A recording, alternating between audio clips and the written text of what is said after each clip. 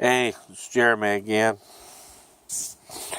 Been reading a couple of books. One of them is Tactical Pistol Shooting by Eric Lawrence and Mike Panone. It's been a pretty good read.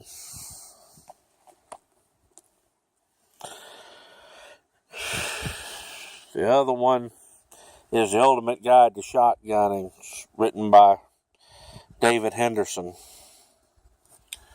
And I've enjoyed it too.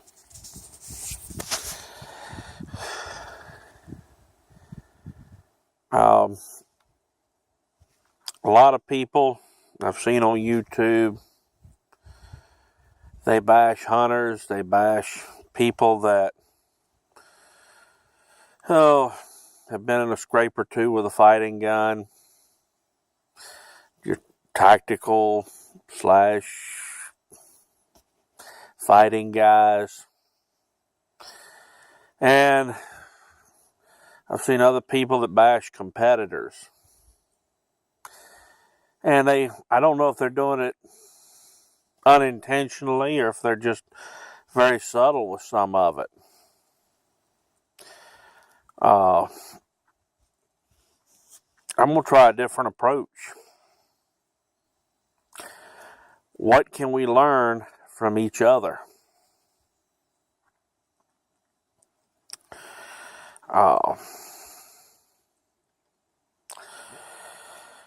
You have a guy that is a hunter, a seasoned hunter. Depending on what he hunts, what game he pursues, he may have some attributes that your typical other groups of people won't have. If he's a still hunter or a spot and stalk hunter, he's learned to stay out of the way and out of sight, out of sound, and out of smell of the game he's hunting.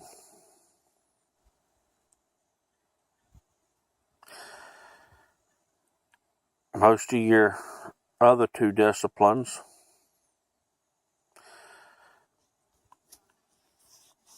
probably can't say that.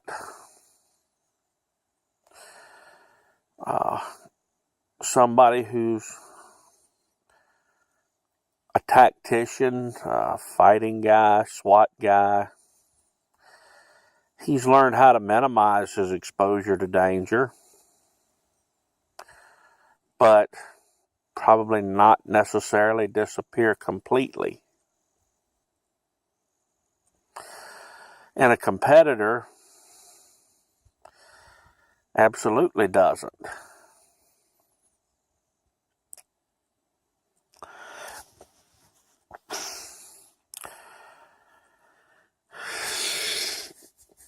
The sportsman, the hunter, typically fires very few shots when it's time to fire those shots at a live target. Because he knows he may only get one shot, he has to learn to place that shot very accurately the first time and every time after that.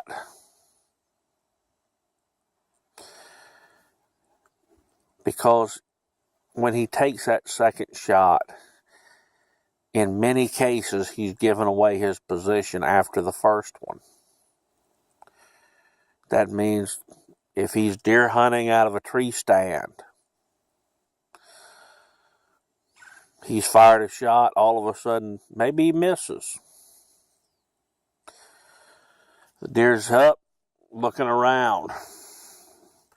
The deer may say, hey, I'm not going to look around, I'm just going to haul ass. There was his opportunity.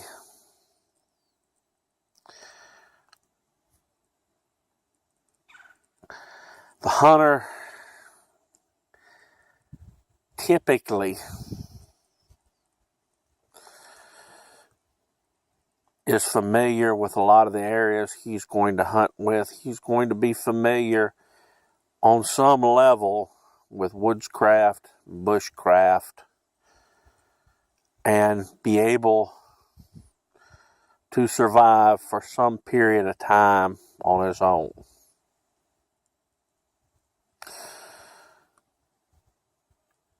Are there new hunters that may not be experienced? Could you be hunting in an environment where you're not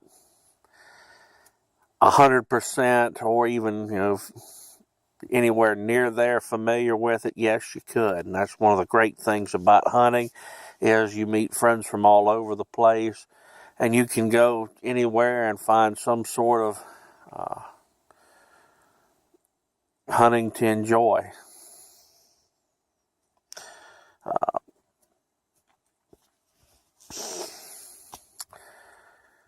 The fighting man, the tactician, typically maintains a state of readiness.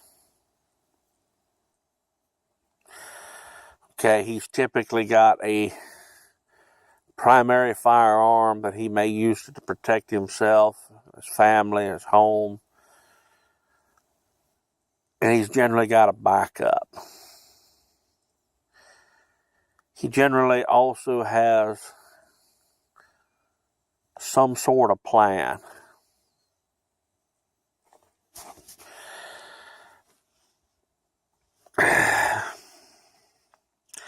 He typically will have his gun loaded, at least one, to protect his home, protect himself, protect his family. He will maintain a state of readiness. In many cases, not only will he have that, but he'll also have first aid equipment. He'll have supplemental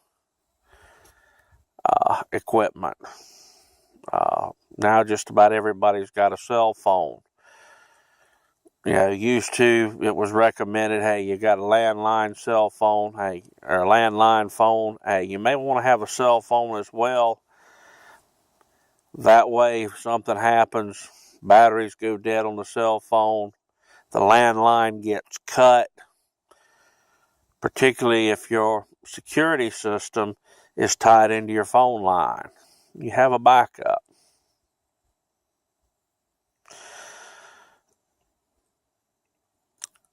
Again, the tactical type fighting guy whose primary interest is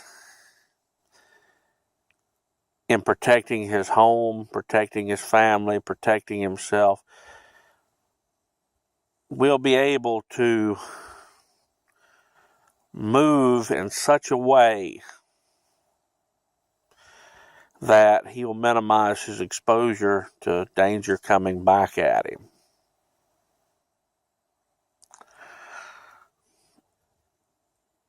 The competitor. The great part about a competitor is we can generally shoot year-round, and many of us do. In my case,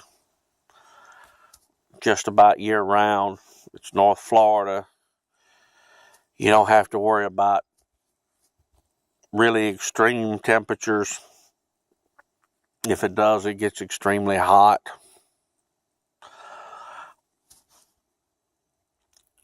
The competitor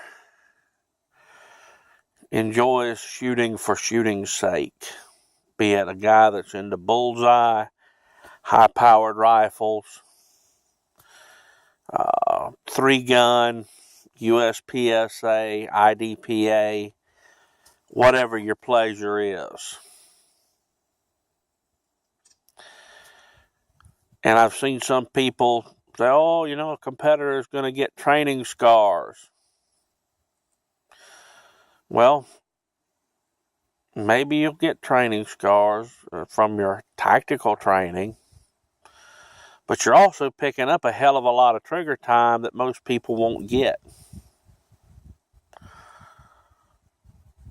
So I would say the benefits shooting competitively way outweigh the negatives. And the truth of the matter, even going to a couple of matches a year is going to give you more trigger time than the typical person and even the typical law enforcement officer or soldier is going to get in a year.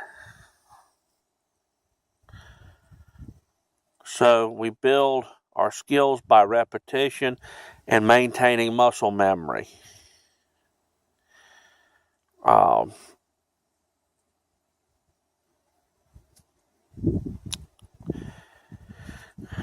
The drawbacks to a hunter. Typically, he doesn't fire a lot of shots. He'll shoot the sight of his gun in, make sure his ammunition's working, and he'll shoot at whatever game animals he shoots. If you're a duck hunter, you're probably going to get in a little more. You're going to be a little more familiar with the pattern of your shotgun. Deer and turkey hunters may shoot. A high number would be 15, 20 rounds at game during a season. That's for your typical guys,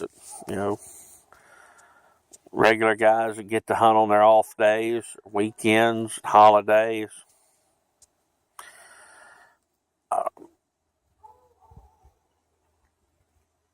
So you end up, you may have the lowest round count of all of them. If you have a guy that's into the tactics and training and trains like he should to maintain his proficiency, he's going to shoot a little more on an average year. The competitor is going to get in trigger time because they're going to look for opportunities to get on the range, to practice, try out new loads, try out new guns, work with different techniques. Another drawback to a hunter, and I've seen this so many times, is with maintaining their equipment. Hunting season will be over. They'll bring the gun in. They may clean it if they're lucky. Most of the time I see a bunch of them right before hunting season that come through the shop and, this gun was hanging up on me last year. Great. We had all summer we could have worked on it. Now you're bringing it to me the night before opening day and hoping for a miracle.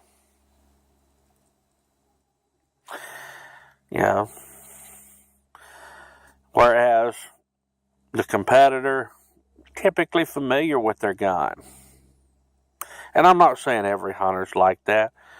There are many of us that maintain our own guns, can fix broken parts, keep our guns going. But there are those that think that a high-powered rifle is a hammer. And that's all well and good. But that's what you get into.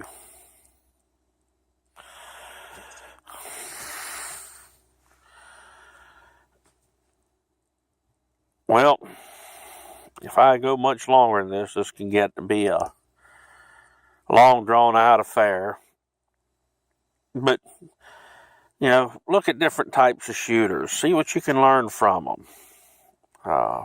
See what you can do to maintain your standards, maintain your proficiency. In some cases, it's simply a matter of slowing down and focusing on a particular aspect.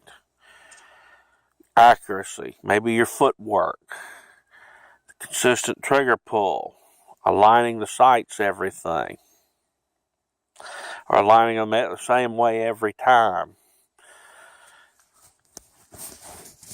Let's look at, instead of saying, this group of people do things differently and that group of people may do things differently, let's see what we can actually learn from each other.